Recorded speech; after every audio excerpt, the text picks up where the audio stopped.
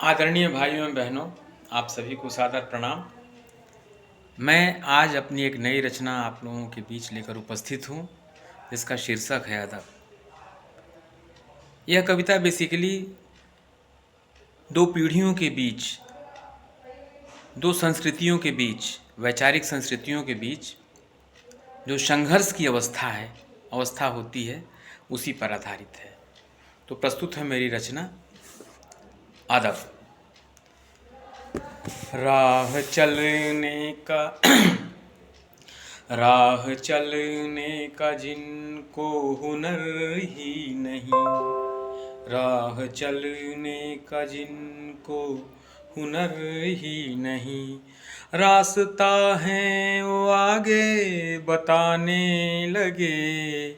चार अक्षर हैं पढ़ के वो फारिग हुए, चार अक्षर हैं पढ़ के वो फारिग हुए, जिंदगी का सलीका सिखाने लगे, राह चलने का जिनको हुनर ही नहीं, रास्ता है वो आगे बताने लगे, मिथ्या अभिमान मन में है धारे हुए, मिथ्या अभिमान मन में है धारे हुए, खुद से मेरा भरोसा डिगाने लगे, राह चलने का जिनको हुनर ही नहीं, रास्ता है वो आगे बताने लगे, रोजमर्रा के जीवन से नाता नहीं, रोजमर्रा के जीवन से नाता नहीं, पेश आए हम कैसे वो आता नहीं, अब किताबी अदब वो सिखाने लगे, राह चलने का जिनको हुनर ही नहीं,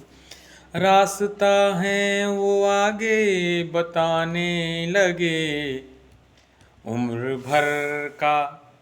एक अनुभवी आदमी बोल रहा है अपने उम्र पर आधारित अनुभव के आधार पर, उम्र भर का तजुर्बा धरा रह गया, फूल अनुभव का ये अन खिला रह गया, आंग्ल भाषा का दहशत दिखाने लगे, राह चलने का जिनको हुनर ही नहीं, रास्ता है वो आगे बताने लगे, पीढ़ियों ने सिखाया है पाला मुझे। एक अनपढ़ आदमी जो सिर्फ अपने अनुभवों के आधार पर ही सीखा है, उसे अक्षर ज्ञान नहीं है, उसकी भावना है, उसके मन की भावना है ये। पीढ़ियों ने सिखाया है पाला मुझे, झुक के जीने का, पीढ़ियों ने सिखाया है पाला मुझे, झुक के जीने का अदब वो सिखाने लगे, राह चलने का जिनको हुनर ही नहीं, रास्ता है वो आगे बताने लगे,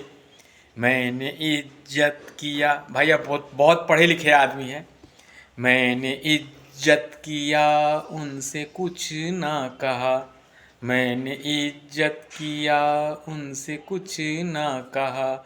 मेरे झुकने को डर वो बताने लगे, राह चलने का जिनको